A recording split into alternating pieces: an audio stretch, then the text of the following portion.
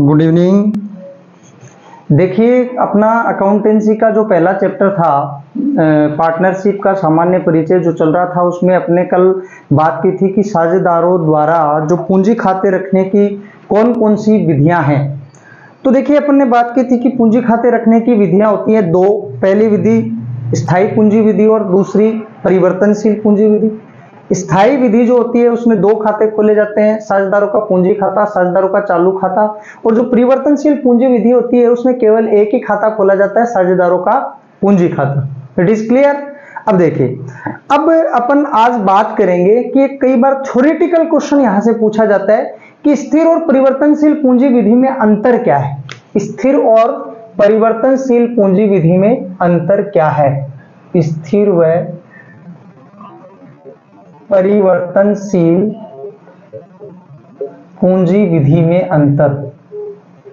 स्थिर व परिवर्तनशील पूंजी विधि में अंतर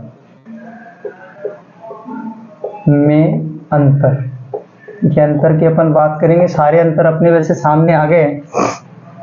सबसे पहले लिखेंगे अंतर का आधार।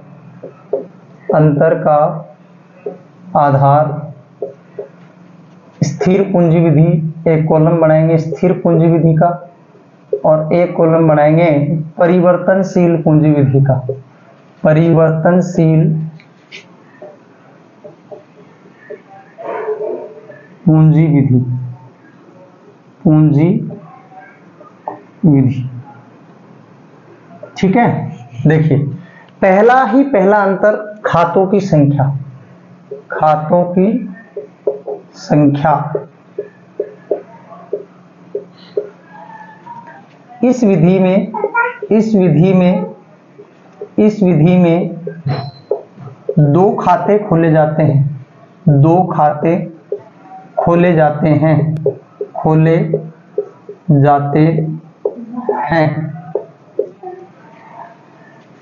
कौन कौन से खोले जाते हैं?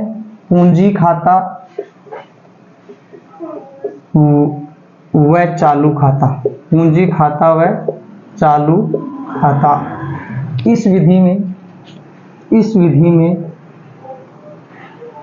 केवल पूंजी खाता खोला जाता है।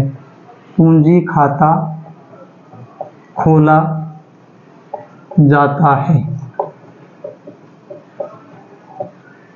नंबर 2, पूंजी शेष। पूंजी शेष। इसमें पूंजी खाते का शेष हमेशा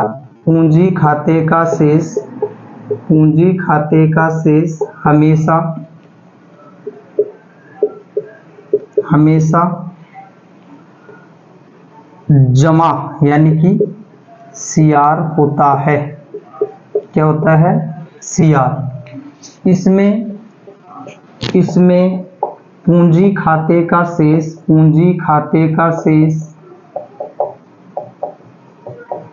नाम व जमा अर्थात डीआर व सीआर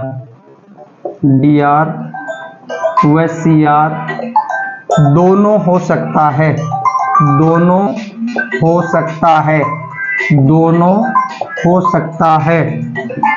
समझ में आई बात? कि इसमें पूंजी खाते का शेष नाम व जमा दोनों हो सकता है। देखिए, तीसरे नंबर की अपन बात करेंगे कि ये पूंजी के शेष की बात होगी। अच्छा, तीसरे नंबर की बात करेंगे कि चालू खाता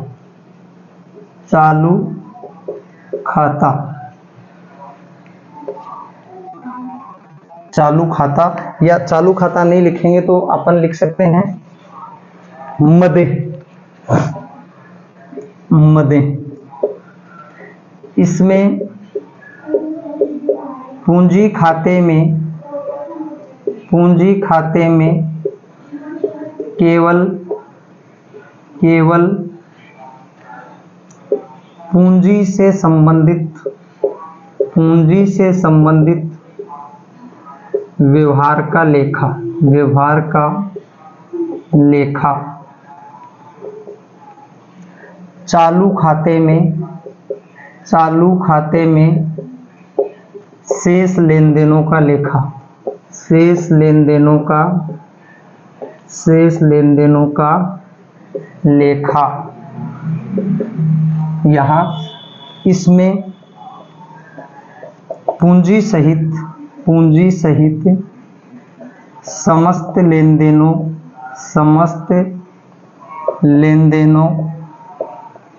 का लेखा पूंजी खाते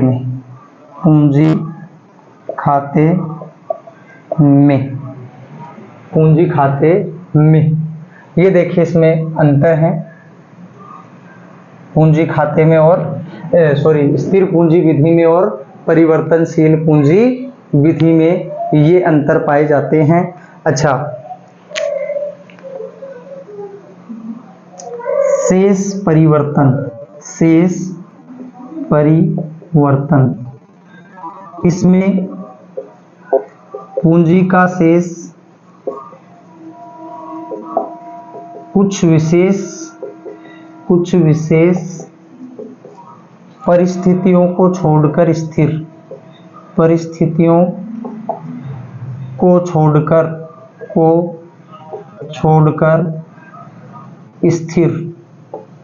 और इसमें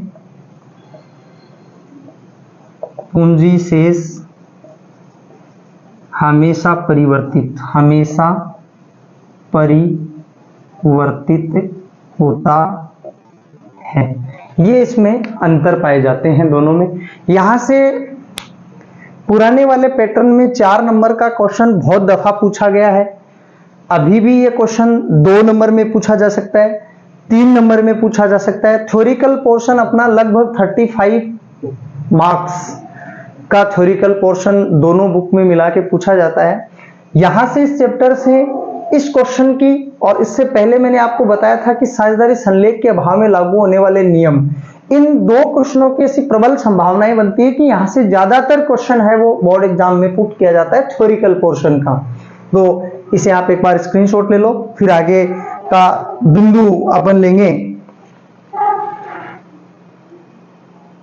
आगे अपन अब टॉपिक जो स्टार्ट करने जा रहे हैं, नया टॉपिक जो अपना रहेगा वो रहेगा, अपन क्वेश्चन है वो उसके लास्ट में 2, 3, 4 टाइप के जो क्वेश्चन बनते हैं वो मैं लास्ट में करवाऊंगा इस चैप्टर के। जैसे ही पूरी इसकी थ्योरी जब खत्म हो जाएगी उसके बाद में आपको 3-4 टाइप के जो प्रैक्टिकल क्वेश्चन मोस्टली जो पुट किए जाते हैं वैसे क्वेश्चन अपन करेंगे।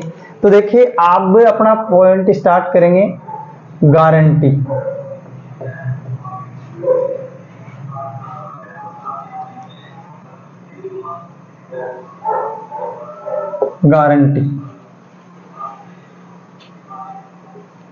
देखिए क्या है ये गारंटी। गारंटी का मीनिंग ये है कि पार्टनरशिप में कभी कभी किसी नए पार्टनर को अपन शामिल करते हैं, या जो पार्टनरी में अपन जो पार्टनर मिलके पार्टनरी कर रहे हैं उसमें किसी एक पार्टनर को किसी विशेष उपलब्धि के कारण, विशेष एक्सपीरियंस हो सकता है, विशेष प्रोफेशनल नॉलेज हो सकता है, उसके कारण उसे मिनिमम प्रॉफिट की गारंटी प्रदान की जाती है। वो होती है गारंटी कि आपको मिनिमम इतना वर्ष के अंत में प्रॉफिट मिलेगा ही मिलेगा। क्लियर है कि आपको इतना प्रॉफिट मिलेगा ही मिलेगा। अच्छा जी, अब देखिए गारंटी के प्रकार कितने होते हैं, क्वेश्चन यहां से बनता है, क्योंकि गारंटी का मोस्टली जो क्वेश्चन आता है वो प्रैक्टिकल क्वेश्चन आता है। तो गारंटी, एक गारंटी होती है फर्म द्वारा गारंटी, फर्म द्वारा गारंटी। एक गारंटी होती है साझेदार द्वारा गारंटी, साझेदार द्वारा गारंटी। और एक जो होती है वो होती है साझेदार द्वारा फर्म को गारंटी, साझेदार द्वारा फर्म को गारंटी। ये 3 प्रकार की गारंटी अपने सिलेबस में है। Guarantee by firm, guarantee by firm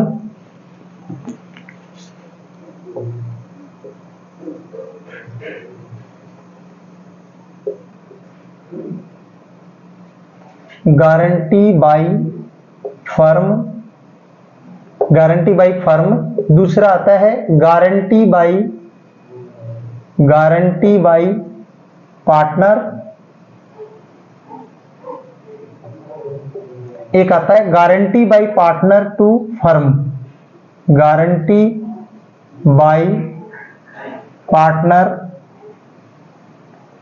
to firm. ये देखिए 3 प्रकार की गारंटी अपने सिलेबस में है। तो देखिए पहले इनका अपन मीनिंग समझते हैं एक एक का। पहली कौन सी है? फर्म द्वारा गारंटी। इसमें किसी एक साझेदार को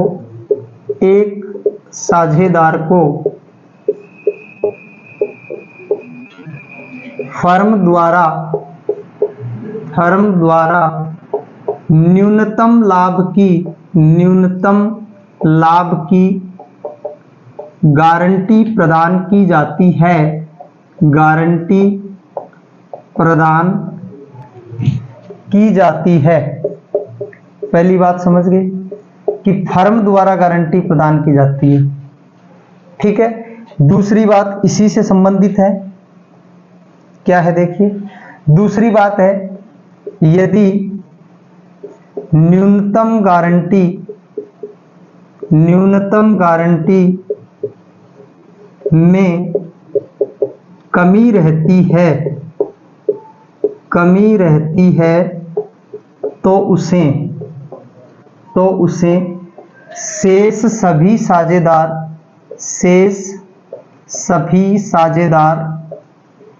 वहन करेंगे, शेष सभी साझेदार वहन करेंगे।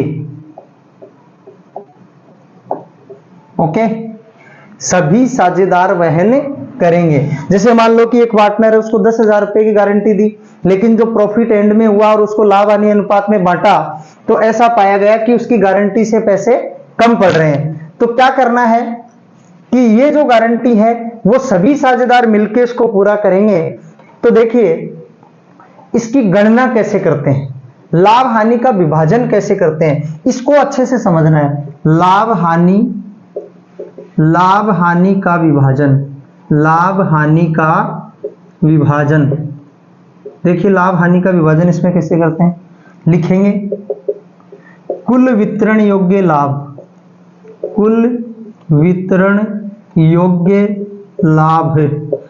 अब वितरण योग्य लाभ का मीनिंग ये है डियर स्टूडेंट कि अपने को P&L अप्रोप्रिएशन बनाना है।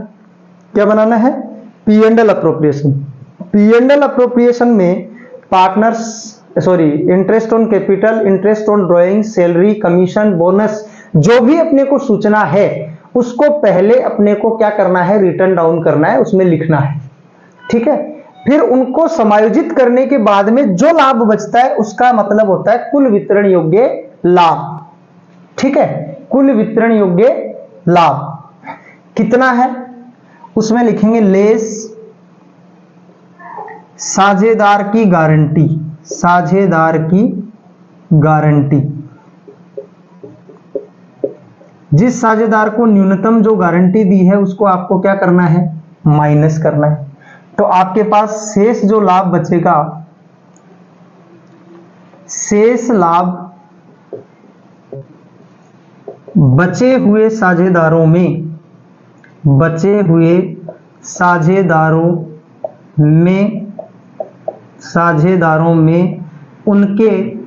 उनके लाभ हानि अनुपात में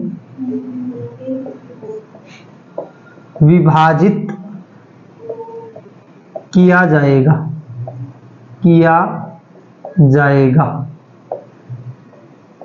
ये देखिए गारंटी का यही चीज अपने को समझनी है गारंटियों में, क्योंकि गारंटी का जो क्वेश्चन आएगा वो प्रैक्टिकल क्वेश्चन आएगा, यानी कि अंकित प्रश्न आएगा। अब उसमें समस्या क्या रहेगी, समस्या ये रहेगी कि भाई लाभ हानि का विभाजन करने की समस्या रहती है। बाकी तो P&L अप्रोप्रिएशन अपन ने पढ़ा है, सेम वैसे ही बनाना है। इंटरेस्ट ऑन कैपिटल कहाँ लिखनी है, इंटरेस्ट ऑन ड्रॉइंग कहाँ लिखना है, सैलरी कहाँ लिखनी है, इंटरेस्ट ऑन लोन कहाँ लिखना है, वो सारा अपन ने पहले P&L अप्रोप्रिएशन में देखा है, सेम वैसे ही लिखना है। बात आती कहाँ है, जब अपन पूरे समायोजन करने के बाद में जो लास्ट में distribution of profit and loss करते हैं, वहां इसको कैसे बांटा जाएगा, इस चीज का अपने को विशेष ध्यान रखना है।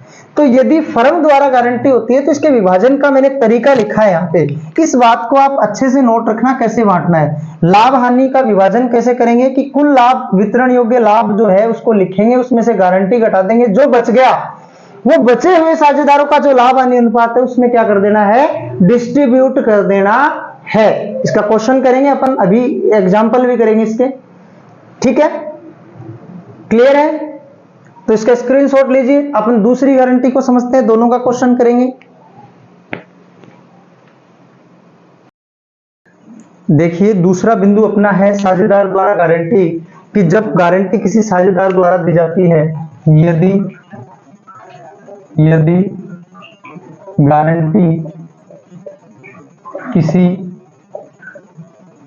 व्यक्तिगत साझेदार द्वारा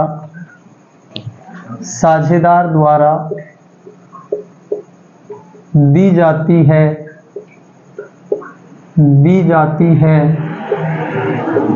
तो न्यूनतम लाभ की कमी की राशि गारंटी दाता साझेदार वहन करेगा। गारंटी दाता साझेदार वहन करेगा।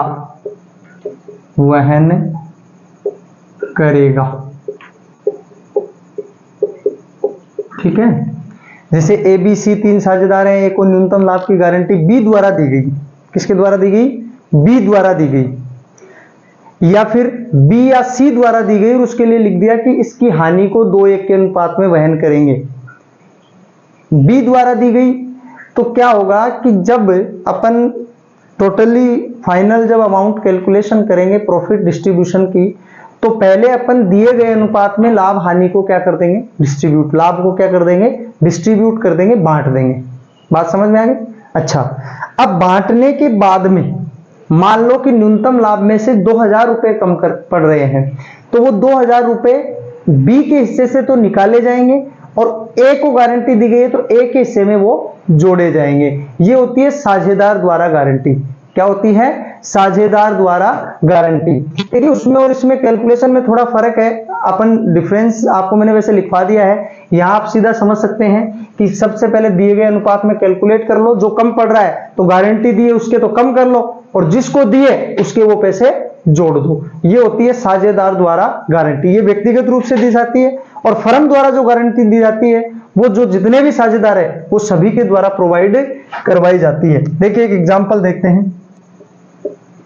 एक फर्म में ए बी सी 3:2:1 में लाभ विभाजन करते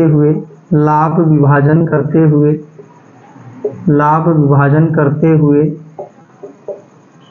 साझेदार हैं। लाभ विभाजन करते हुए साझेदार हैं। इन्होंने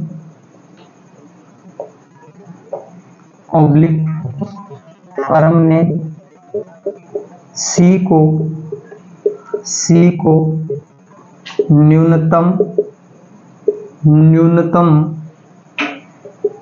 8000 रुपए लाभ की गारंटी दी गई। वर्ष के अंत में 30,000 रुपए का लाभ हुआ। 30,000 रुपए का लाभ हुआ। लाभ हानि नियोजन खाता बनाइए। लाभ हानि नियोजन खाता बनाइए। ऐसा ही क्वेश्चन आता है इसका, नियोजन खाता बनाइए।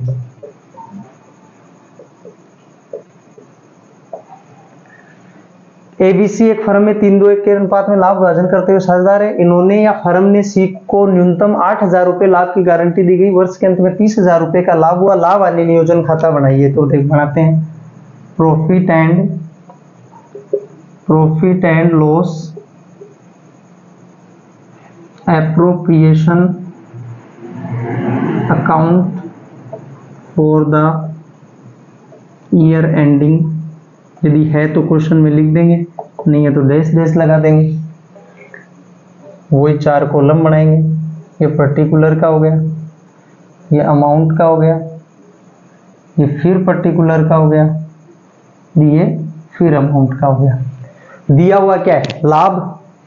क्या लिखते हैं, बाई P&L अकाउंट, और ब्रैकेट में प्रॉफिट। क्या लिख देते हैं, प्रॉफिट। कितने रुपए का लाभ हुआ है, 30,000 का लाभ हुआ। कितने का, 30,000 का लाभ हुआ है। इधर और कोई लेन देन नहीं है तो डायरेक्ट क्या लिख देंगे, to partners capital account, partners capital account ABC। ठीक है। गारंटी किसके द्वारा दी गई, इसमें फर्म के द्वारा। किसके द्वारा दी गई है, फर्म के द्वारा गारंटी दी गई है। तो देखिए, फर्म के द्वारा यदि गारंटी दी गई है तो लाभ का विभाजन कैसे करना है, ये चीज ही इसमें इंपॉर्टेंट है। लाभ का विभाजन जो करना है, ये चीज इसमें इंपॉर्टेंट है। तो ये वर्किंग नोट है, इसका वर्किंग नोट बनाएंगे, लाभ का विभाजन, लाभ का विभाजन, डिस्ट्रीब्यूशन ऑफ प्रॉफिट। सबसे पहले लिखेंगे टोटल प्रॉफिट, यानी कि कुल लाभ कितना है, 30,000, और तो कोई लेन देन ही नहीं। ठीक है। तो देखिए आगे, अच्छा कौन कौन है, ए सॉरी टोटल प्रॉफिट लेस सीज गारंटी, सीज गारंटी कितने रुपए, 8,000। पीछे क्या रह गया, 22,000। क्या रह गया, 22,000। ए का हिस्सा, ए का हिस्सा कितना आएगा, 22,000 इंटू 3/5। उसका हिस्सा अपने को अब नहीं लेना है। ठीक है। किसका, सी का। सी का तो अपन ने न्यूनतम गारंटी ऐसी की ऐसी पूरी की पूरी घटा दी कि इसको तो 8,000 मिलने ही मिलने हैं। अब बचेंगे वो पैसे, ये लेंगे। तो देखिए इसको काटते हैं तो ये आ जाएंगे 4400, और ये आ गए 13,200 ए के हिस्से में। बी का हिस्सा, बी का हिस्सा कितना है, बी का हिस्सा 22,000 गुणा 2/5, 2/5। फिर से यही आ गए 4,400, और इसके रुपए कितने आ जाएंगे, 8800। कितने आ जाएंगे, 8800। तो लिख देंगे इसमें 13,200, 8,800, और इसके कितने हैं ऑलरेडी 8,000। टोटल कितने, 30,000, और दोनों साइड का टोटल भी कितना हो गया, 30,000, और ये आपके सीआर का टोटल भी कितना हो गया, 30,000। ये क्वेश्चन हो गया आपके, देखो 2 नंबर का क्वेश्चन आता है, 2 नंबर का क्वेश्चन हो गया। ठीक है, क्लियर है।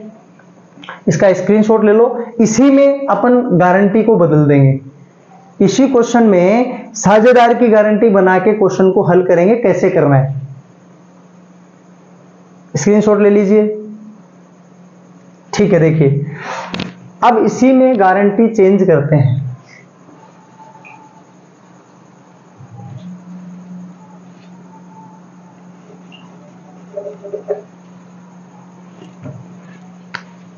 यहां लिख देंगे ए ने सी को न्यूनतम 8,000 रुपए की गारंटी दी। ए ने सी को न्यूनतम 8,000 रुपए की गारंटी दी। वर्ष के अंत में वही लाभ है, और लाभ हानि नियोजन खाता बनाइए। तो बनेगा तो ऐसे ही, क्या बनेगा, ऐसे ही रुपए वही 30,000 आएंगे। यहां लिखने का और इसकी कैलकुलेशन, लाभ के विभाजन का तरीका है वो बदल जाएगा। तो देखिए इसका वर्किंग नोट फिर कैसे बनेगा। इसका वर्किंग नोट बनाना है अपने को, तो इसका वर्किंग नोट बनेगा ए का हिस्सा 30,000 इंटू 3/6 15,000 कितने, बी का हिस्सा इज इक्वल टू 30,000 इंटू 2/6 10,000। सी का हिस्सा कितना आएगा, 30,000 इंटू 1/6 इज इक्वल टू 5,000। अब देखिए गारंटी कितने रुपए की दी थी, 8,000 की। कितने हजार की, 8 की। सी को कितना मिल रहा है, 5,000। गारंटी दी किसने, ए ने। तो अब ए के हिस्से में से 3,000 रुपए कम करेंगे और सी के हिस्से में 3,000 रुपए क्या कर देंगे, जोड़ देंगे। क्या कर देंगे, जोड़ देंगे। यहां देखो इसको कैसे लिखना है, ए लिखेंगे, ए के कितने आ रहे हैं 15,000, लिखेंगे लेस सीज गारंटी। क्या लिखेंगे, सीज गारंटी। कितने रुपए कम पड़ रहे हैं, 3,000। तो वो तो इसके क्या कर दो, कम कर दो। क्या कर दो, कम कर दो। बी ऐसा कैसा है, बी के कोई प्रभाव नहीं पड़ेगा क्योंकि बी ने कोई गारंटी प्रदान नहीं की है, तो बी के ऊपर इसका कोई इफेक्ट नहीं आना है। ठीक है, तो इसका तो प्रॉफिट हो गया ये 12,000, बी का है 10,000। सी का लिखेंगे, सी तो सी का पहले हिस्सा कितना आया 5,000 और क्या लिखेंगे, एड गारंटी। एड गारंटी कितने रुपए, 3,000। कितने, 3, तो कितने हो गए 8,000।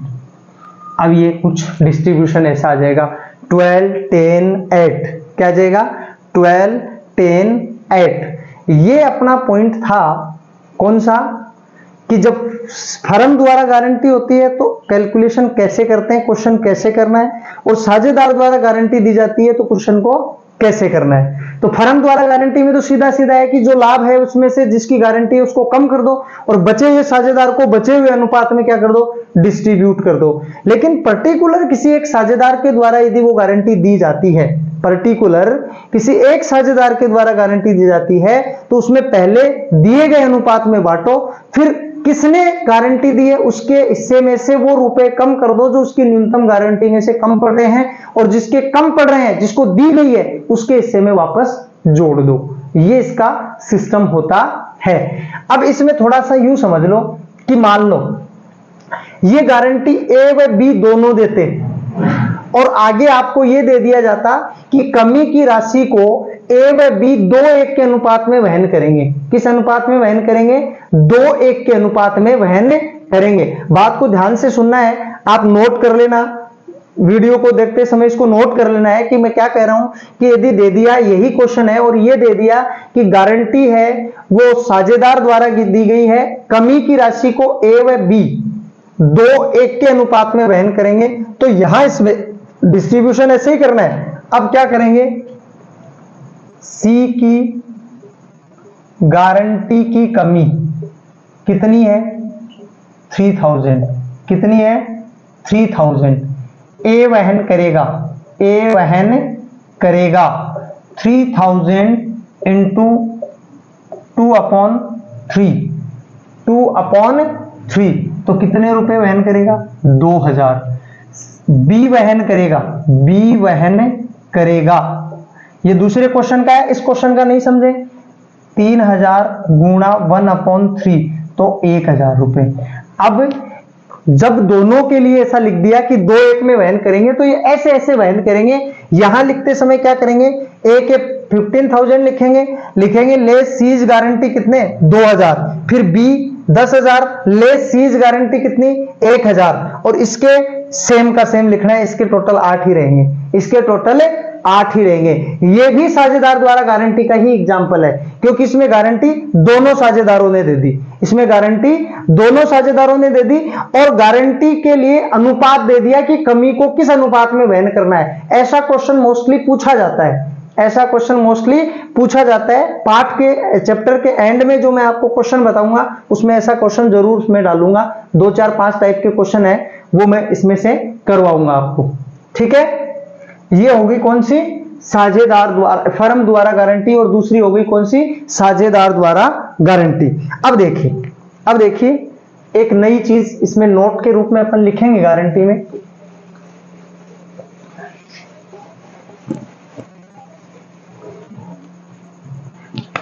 नोट, यदि फर्म को हानि होती है, यदि फर्म को हानि होती है तो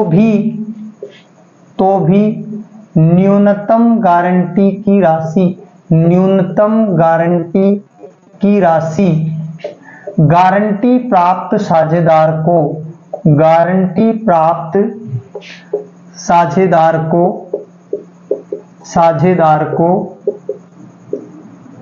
देनी होगी।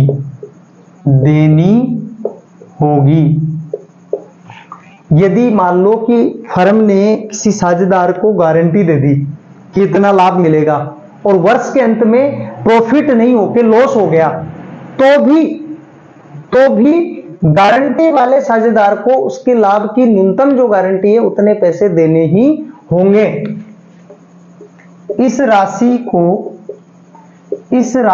को हानि सहित शेष साझेदार अपने लाभ हानि अनुपात में वहन करेंगे, लाभ हानि अनुपात में वहन करेंगे। ओके, वहन करेंगे। ये भी ध्यान रखना है, कई बार एग्जाम्पल क्वेश्चन में क्या होता है कि अपने को हानि दे दी जाती है और अपन ये सोचने लग जाते हैं कि साहब हानि है तो हानि के समय कौन सी गारंटी देनी है। नहीं, बिल्कुल देनी है। हानि होती है तो भी गारंटी की राशि देनी है और हानि सहित पूरी जितने रुपए बनते हैं वो शेष साझेदार जो बच गए वो अपने लाभ हानि अनुपात में क्या करेंगे, वहन करेंगे। It is clear. अब इसका स्क्रीनशॉट लीजिए। कल अपन बात करेंगे, अगला अपना बिंदु रहेगा साझेदार द्वारा फर्म को गारंटी। अभी तक अपन साझेदार को गारंटी दे रहे थे, अब अपना अगला टॉपिक पढ़ेंगे, उसमें साझेदार फर्म को गारंटी देंगे कि हम इतना लाभ आपको न्यूनतम समय में कमा के देंगे। उसकी चर्चा अपन कल के वीडियो में करेंगे। Thank you.